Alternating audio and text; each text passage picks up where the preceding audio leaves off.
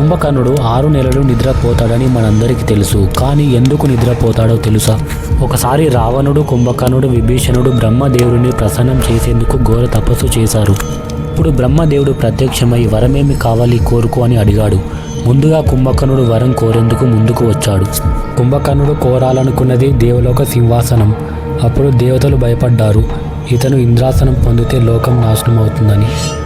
ఇంద్రుని తరపున వ్యవహరించే సరస్వతీదేవి అతని మాటను గందరగోళపరిచింది. అప్పుడు కుంభకర్ణుడు అనుకోకుండా ఇంద్రాసనం అనబోయి నిద్రాసనం అని పలికాడు. అప్పటి నుంచి కుంభకర్ణునికి 6 నెలలు ఘోర నిద్ర, ఒకరోజు మాత్రమే మేల్కొనే శక్తి వచ్చింది. ఆ ఒక్కరోజు కుంభకర్ణుడు కొండంత ఆహారం తింటాడు, మళ్ళీ నిద్రలోకి వెళ్ళిపోతాడు. కుంభకర్ణుడు మూర్ఖుడు కాదు, దుర్మార్గుడు కూడా కాదు. అతనికి ధర్మం తెలుసు. రాముని శక్తిని కూడా గౌరవించాడు.